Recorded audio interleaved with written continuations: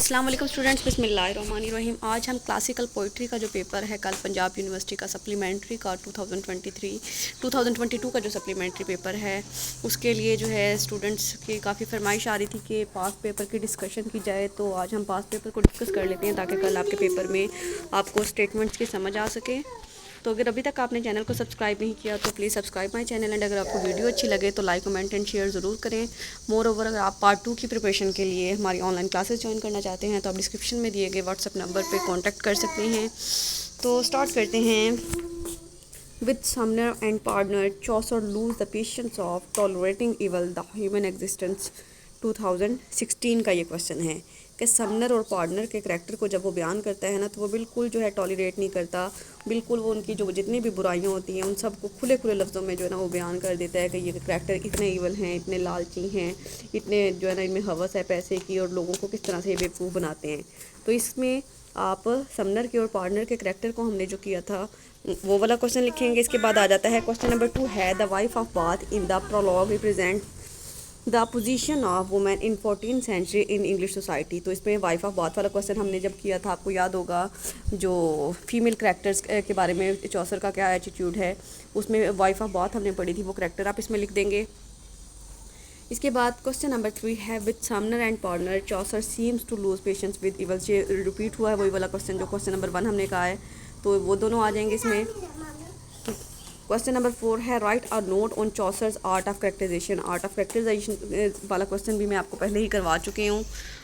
इसके बाद है how far do you agree Chaucer's characters are individuals and types simultaneously. अब चौसर के जो करेक्टर हैं वो इंडिविजुअल भी हैं और एज अ ग्रुप भी शो कर वो जो है ना शो करते हैं। मतलब जैसे डॉक्टर के बारे में हमने पढ़ा था ना, जो डॉक्टर ऑफ फिजिक है वो डॉक्टर उस एज के डॉक्टर को ही नहीं बल्कि हर एज के डॉक्टर को रिप्रेजेंट करता है कि डॉक्टर इसी तरह से ग्रीडी होते हैं, लालची होते हैं। इसके बाद है give example from the prologue to Canterbury Tales. तो इसमें भी आर्ट ऑफ करेक्टराइजेशन वाला क्वेश्चन ही ऑलमोस्ट आएगा। आगे देखिए क्वेश्चन नंबर 6 है the prologue to Canterbury Tales presents a cross section of Chaucer society. तो इसमें चौसर का रियलिज्म वाला क्वेश्चन आपने लिखना है। रियलिज्म वाला सोशल डॉक्यूमेंट वाला क्वेश्चन मैंने आपको करवाया था तो इसमें तो वो आ जाएगा। इसके बाद है question number 7 critically analyse Chaucer statement about nature in opening scene of the prologue. अब चौसर की अगर आपने टेक्स्ट प्रिपेयर किया ना तो उसमें एक अप्रैल वाली जो है ना मार्च वाली इसके स्प्रिंग सीजन से स्टार्ट होता है, तो वो वाली लाइंस थी, तो उन लाइंस को आपने स्टार्ट करना है और इसकी जो समरीज आपने की हुई है ना वो आपने मिक्सअप करके लिख देनी है। इसके बाद करैक्टर ऑफ मॉन्क, मॉन्क का करैक्टर भी हम कर चुके हैं, उसको लिखेंगे आप। इसके बाद आ जाते हैं हम पैराडाइज लॉस्ट के पास पेपर क्वेश्चंस पे। क्वेश्चन नंबर 1 है do you find Satan attractive और repulsive, draw reading of a text to prove your point of view. अब आपने ये बताना है कि सैटर्न जो है अट्रैक्टिव करैक्टर है या फिर रिपल्सिव करैक्टर है। अब इस क्वेश्चन को आप दो तरह से लिख सकते हैं, या तो आप सारे आर्गूमेंट्स देंगे कि सैटर्न जो है वो अट्रैक्टिव करैक्टर है, तो या फिर आप कहेंगे कि सैटर्न जो है एक रिपल्सिव करैक्टर है, या फिर एक और तरीके से भी आप इस क्वेश्चन को कर सकते हैं कि आप इसे ओपन एंडेड रखें, कि मतलब आप ऐसे कहें कि सैटर्न जो है attractive as well as repulsive character है। तो इस तरह से आपका क्वेश्चन जो है वो एक्सपैंड भी हो जाएगा और आपके माइंड में जो आर्गूमेंट्स अट्रैक्टिव को लेके होंगे और रिपल्सिव को लेके होंगे वो दोनों आप इसमें यूज़ कर सकेंगे। इसके बाद क्वेश्चन नंबर 2 है discuss the rise and fall of Saturn in the paradise lost. इसमें भी करैक्टर ऑफ सैटर्न वाला क्वेश्चन हमने किया था कि करैक्टर जो है वो सैटर्न जो है उसका राइज क्या होता है, उसका फॉल क्या होता है, उसको कैसे जहन्नुम से निकाला जाता है, उसका गुरूर क्या होता है, उसके जो विल पावर थी, डिटर्मिनेशन था, वो सारी चीज़ें इसमें आ जाएंगी। इसके बाद क्वेश्चन नंबर 3 है critically analyse Satan's character in the light of his speeches in book 1। तो बुक 1 की टेक्स्ट मैंने आपको करवा दी हुई है, तो आपने वहाँ से ही जो है सैटर्न वाला करैक्टर ही इसमें लिखेंगे और उसकी जो स्पीचेस हैं ना वो टेक्स्ट की लाइंस आपने इसमें मस्ट ऐड करनी है। आगे क्वेश्चन नंबर 4 है how far would you agree that Milton was the devil's party without knowing it. Milton devil party वाला क्वेश्चन मैंने आपको उस पर लेक्चर नहीं था दिया, लेकिन मैंने आपको स्पेशली कहा था कि ये क्वेश्चन आपने लाजमी रीड करना है, क्योंकि आपने जब बाकी सारे क्वेश्चंस कर लिए तो इसको आपको जस्ट रीड करने से ही समझ आ जानी थी कि मिल्टन जो है वो डेवल पार्टी से बिलोंग करता है या नहीं करता है। इसके बाद है discuss how Milton has integrated the Puritan spirit with the spirit of रिनाइसा in paradise lost book 1। तो इसमें जो है रिनाइसा एज जो है उस एज को कहा जाता है जो इसमें लोगों में बहुत ज़्यादा हवस पाई जाती है, बहुत ज़्यादा लोगों में लस्ट होती है नॉलेज की, वेल्थ की, पावर की। तो मिल्टन के बारे में ये कहा जाता है कि मिल्टन का जो ताल्लुक है ना उन लोगों से है। तो जिस तरह से सैटर्न के करैक्टर को उसने बयान किया ना, तो सैटर्न के करैक्टर को देख के हमें पता चलता है कि वो सैटर्न जो था ना वो खुदा की जितनी पावर लेना चाहता था, खुदा से मुकाबला करना चाहता था। तो इसमें आप सारी जो समरी लिखेंगे और उस मिल्टन ने क्या क्या बयान करने की कोशिश की है अपने पॉइंट ऑफ व्यू से आपने बता देना है।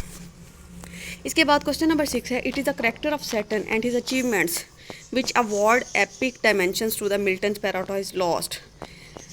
तो इसमें आपका जो है मिल्टन का करैक्टर ऑफ सैटर्न बताएंगे और साथ में आप ये बताएंगे epic dimensions to the Milton Paradise Lost. और एपिक पैराडाइज लॉस्ट एपिक वाला क्वेश्चन मैंने आपको बहुत अच्छे से प्रिपेयर करवाया, उसके असाइनमेंट मैंने आपको सबमिट वो प्रोवाइड की थी, तो आपने उसको लिखना है और साथ में करैक्टर ऑफ सैटर्न भी आप इन्वॉल्व करेंगे। इसके बाद देखिए the Rape of Lock. The Rape of Lock के क्वेश्चन जो आए हुए हैं, Pope exposes the follies of time in the Rape of Lock. तो इसमें आपका स्टाइल वाला क्वेश्चन आ जाएगा, discuss with the reference to the poem. जब आपसे ये कहा जाए कि रेफरेंस टू द पोइम लिखें तो आपने ज़्यादा से ज़्यादा कोशिश करनी होती है कि उसमें टेक्स्ट की लाइन्स को ऐड करें। What kind of a picture of the 18th century social life do we get in the Rape of Lock. तो इसमें सोशल डॉक्यूमेंट वाला question mirror of 18th century मैंने आपको करवाया था, वो लिखेंगे।